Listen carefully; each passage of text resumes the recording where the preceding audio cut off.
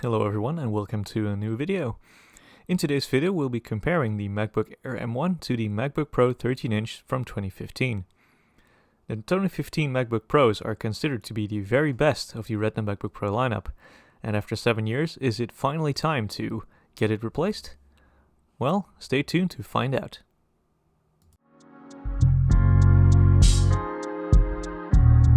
Let's start off by taking a physical tour around the machine. So let's start out with the MacBook Pro.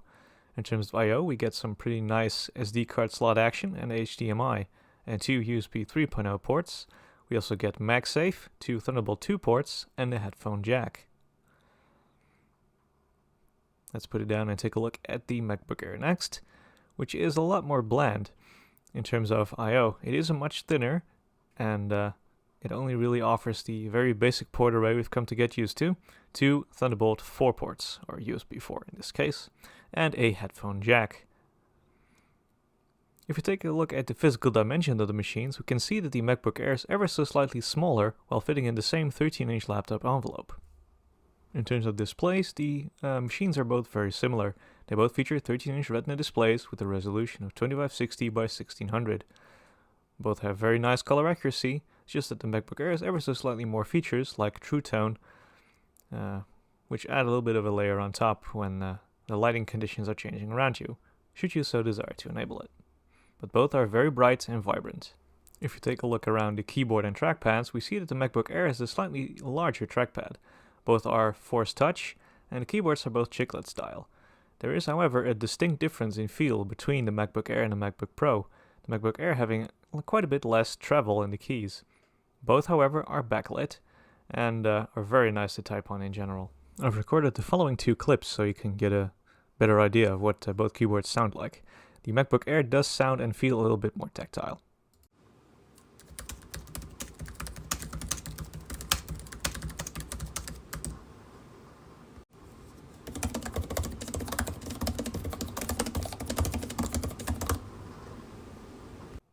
And now we get to the part that really sets these two systems apart, and that is the overall performance. The MacBook Air M1 is definitely a lot more powerful than this dual-core i5 MacBook Pro ever was. Let's take a look at some benchmarks to see how they really stack up against each other. Our first benchmark is Geekbench 5, where the MacBook Pro really shows its age, with the MacBook Air M1 actually scoring as much in single-core as the MacBook Pro does in multi-core. The MacBook Air scores 1739 in single core, where the MacBook Pro only manages 725, and the MacBook Pro scores 1745 in multi-core, where the MacBook Air does 7659. After seeing the devastation that is single core versus multi-core on these Macs, I decided to skip the single core benchmark for Cinebench R23. Our scores are 1936 for the MacBook Pro versus 7688 for the MacBook Air M1. Definitely a very big difference in multi-core here again. Please also note in the footage that you're seeing right now how much slower the MacBook Pro is actually rendering the image. By the time it finishes one render, the MacBook Air has already done several. Next up is Unigine Valley to test the graphics chips in both these machines. The MacBook Air M1 obviously has the M1 chip with its 8 graphics cores, and the MacBook Pro has Iris 6100 graphics. You can see a difference in raw power on your screen right now. In terms of raw frame rate, this shows that the MacBook Pro can only do 19 FPS, where the MacBook Air M1 is able to do 76. Once again, a pretty good leap forward in 7 years worth of development. Well, technically 5. And last but not least, we have the Blackmagic Disk speed test to see how the SSDs in these machines compare. The MacBook Pro is able to do over a gigabyte worth of write and almost 1400 megabytes worth of read.